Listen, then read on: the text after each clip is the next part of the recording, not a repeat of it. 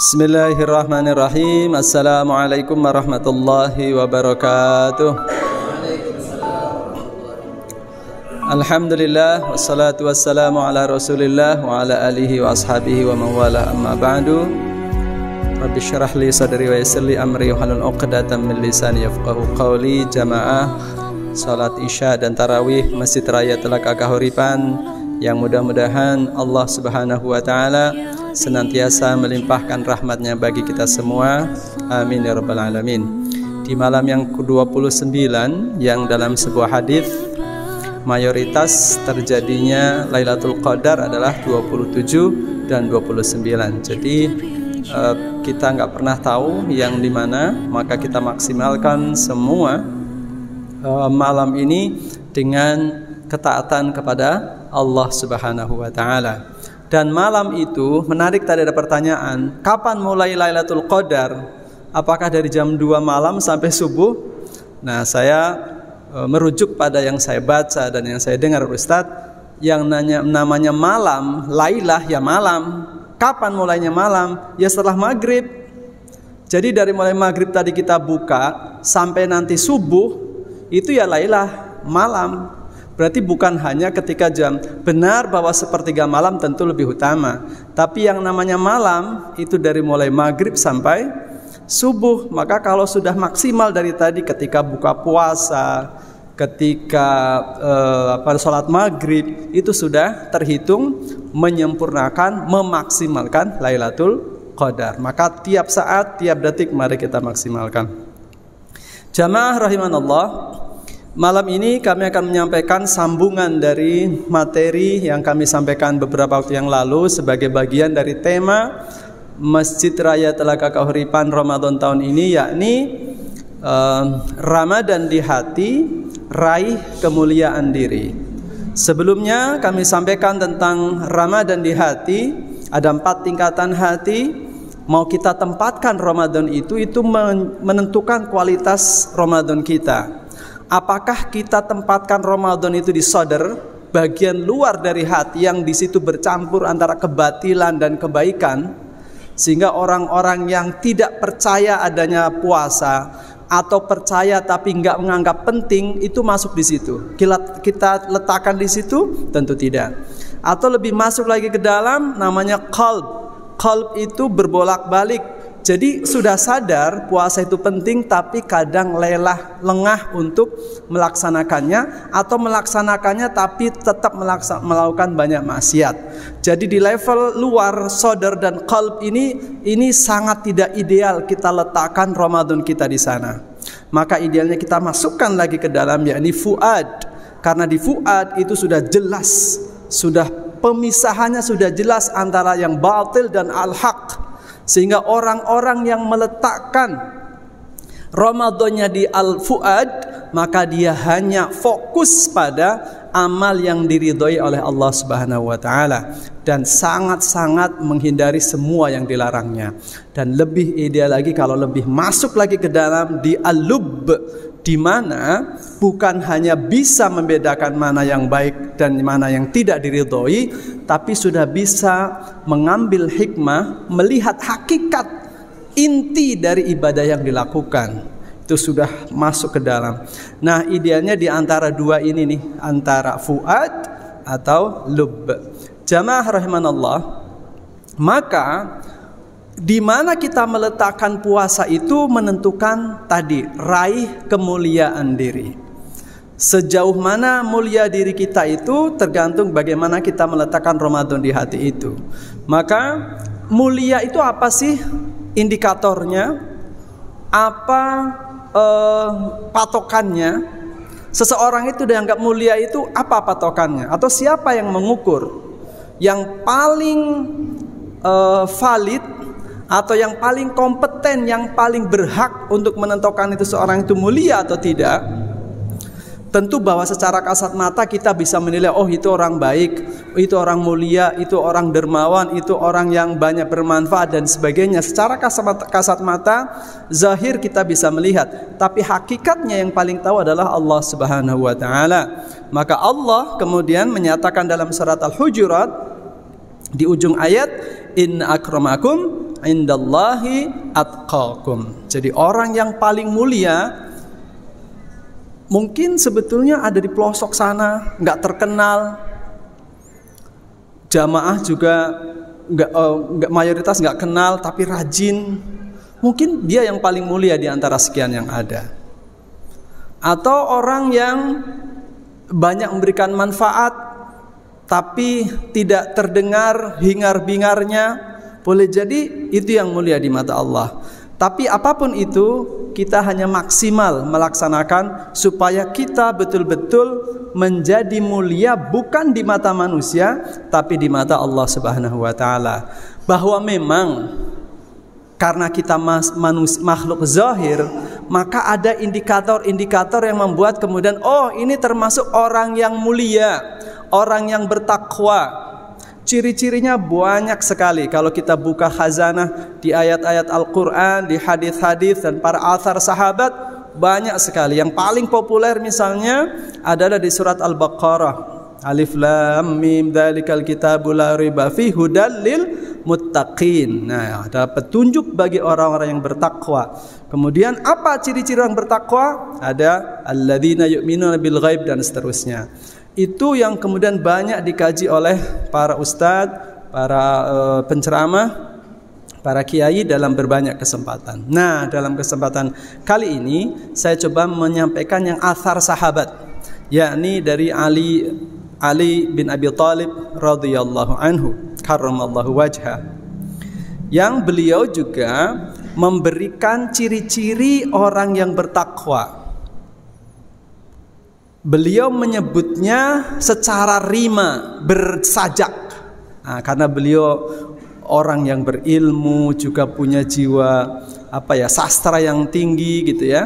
Maka ketika merinci itu juga ada sajaknya gitu, ada rimanya. Jadi menurut beliau setidaknya di antara sekian banyak ciri-ciri orang yang bertakwa dan mulia tentu di mata Allah, itu ada 4. Yang pertama adalah al-khauf bil jalil. Jadi al-khauf bil jalil. Yang kedua wal amal bit tanzil. Nah, coba bersajak kan? Al-khauf bil jalil, al-amal bit tanzil. Yang ketiga ar-ridha bil qalil. Oke, dan yang 4 al-isti'dad li yaumir rahil. Semuanya il bersajak. Beliau orang cerdas, orang pinter, sekaligus orang yang bersastra tinggi. Al-khauf bil jalil, apa artinya? Orang yang takut. Takutnya bukan takut kayak kita kepada preman, enggak. Takut kepada Allah adalah takut karena keagungan Allah Subhanahu wa taala. Bahkan menurut Gus Baha, takutnya itu takut karena pakewuh. Bukan karena takut ada preman nanti kita, bukan. Tapi malu kalau saya berdosa kepada Allah. Jadi sudah sampai pada tingkat itu, bukan takut nanti saya masuk neraka ditusuk sana. Ya itu boleh tentu saja. Tapi kalau menurut Gus Baha, nggak enak gitu loh. Kalau sudah sampai pada tahap, aduh nggak enak kalau saya berbuat ini dilihat sama Allah. Itu sudah al-khauf bil jalil, karena Allah yang maha agung, yang maha mulia. Maka seluruh perbuatannya orientasinya adalah bagaimana mendapatkan ridho Allah Subhanahu wa taala. Mencari nafkah. Kenapa mencari nafkah? Ya, kan kewajiban saya memberikan nafkah pada bekerja. Ngapain bekerja? Cari nafkah. Kenapa cari nafkah? Ya, kan tugas saya harus memberi nafkah kepada anak dan istri. Apakah selesai di situ? Kita tambah. Kenapa mencari nafkah? Karena itu perintah Allah Subhanahu wa taala. Kenapa sholat? Kenapa nyapu halaman rumah? Yang sepele-sepele ya. Kenapa ketemu tetangga itu menyapa? Itu jangan berhenti kepada supaya kita harmonis dengan jangan berhenti di situ. Kita naikkan lagi niatnya karena Allah Subhanahu wa taala supaya itu bernilai ibadah. Karena kalau berhenti di misalnya supaya kita bertentangan baik, ya sudah sampai di situ aja. Itu sama halnya dengan orang-orang yang tidak beragama Islam. Mereka juga baik di antara mereka. pada tetangga baik, suka memberi, tapi ya tidak dianggap sebagai ibadah karena motivasinya hanya bagaimana berbuat baik pada sesama. Tidak dianggap sebagai ibadah yang kemudian dapat pahala di akhirat. Dia dapat kebaikannya di dunia saja, cash on delivery, cash di dunia. Nanti di akhirat nggak dapat apa-apa. Nah, kita orang Islam yang punya kesempatan lebih dari itu, masa mau berhenti di situ? Maka sekali lagi al-khauf bil jalil, menurut beliau radhiyallahu anhu, bagaimana kita mengorientasikan seluruh amalan kita untuk Allah Subhanahu wa taala. Dan yang kedua adalah al-amal bit tanzil. Mana at-tanzil? Ini dia at-tanzil yang diturunkan Allah Subhanahu wa taala. Kita bisa berintrospeksi nih dari 30 juz ini. Sekali lagi dari 30 juz ini,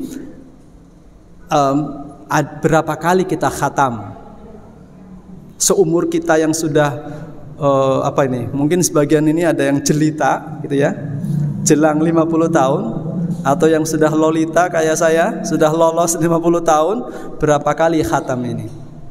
Setelah khatam paham nggak artinya? Kalau sudah paham artinya, ngerti nggak tafsirnya, maknanya? Kalau itu kemudian diamalkan nggak? Itu introspeksi di bulan Ramadan ini.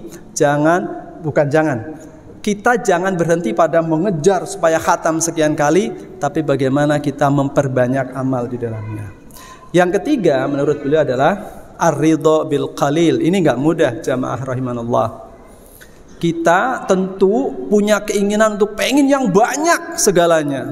Pengen rumah kalau bisa lebih dari satu. Pengen mobil kalau bisa suami juga punya, istri juga punya. Pengen motor, pengennya juga lebih. Pokoknya intinya kita pengen yang banyak. Tapi tidak semua keinginan sesuai dengan harapan. Bagaimana kita ar-ridha bil qalil? Kalau pas sekarang dapatnya sedikit, bagaimana kita ridha terhadap apa yang sudah Allah bagikan itu? Ridha itu bukan kemudian pasrah, ya sudah nggak mau usaha, bukan. Ridha itu artinya sudah maksimal, dapatnya segini, maka saya bersyukur dan ridha dan tidak melakukan hal-hal yang tidak dibolehkan untuk mendapatkan yang lebih. Itu namanya ridha. Ya, tidak melakukan kecurangan yang dilarang supaya mendapatkan yang lebih, itu berarti ridho bil qalil. Dan yang terakhir jamaah rahimanallah adalah al-istidad li yaumir rahil. Persiapkan diri kita untuk perjalanan menuju Allah Subhanahu wa taala yang kita nggak tahu kapan startnya. Perjalanan itu kapan startnya? Ya, ketika kita masuk ke alam barzakh. Itu sudah stop di situ, kita nggak punya kesempatan untuk menambah ibadah. Maka jamaah rahimanallah, menurut Rasulullah SAW, kalau ditanya nih, apa yang paling diinginkan oleh orang-orang yang sudah meninggal itu? Ditanya, coba orang yang sudah meninggal semuanya ditanya, apa yang paling kalian inginkan? Semuanya pasti menjawab, seandainya semenit aja. Kalau boleh sejam deh, syukur bisa sehari. Apalagi kalau sebulan, waduh, tolong kembalikan saya ke bumi, hidupkan saya lagi. Saya akan I will fix everything. Saya akan perbaiki semuanya. Saya tahu salah saya banyak. Itu semua orang kalau yang sudah meninggal ditanya, itu yang diinginkan. Nah, kalau kemudian kita yang masih dikasih hidup kok tidak mensyukuri ini dan kemudian menyiapkan di yaumir rahil, tentu sangat-sangat rugi. Demikian jamaah rahimanullah, mudah-mudahan 4 bekal dari sahabat: al-khauf bil jalil, al-amal bit tanzil, ar-ridha bil qalil, dan yang keempat al-istidad li yaumir rahil, menjadikan kita manusia yang meletakkan Ramadan kita di fuad atau di lub kita, sehingga kemudian mendapatkan kemuliaan di mata Allah Subhanahu wa taala. Demikian, mudah-mudahan bermanfaat. Mohon maaf jika ada yang tidak berkenan. Assalamualaikum warahmatullahi wabarakatuh.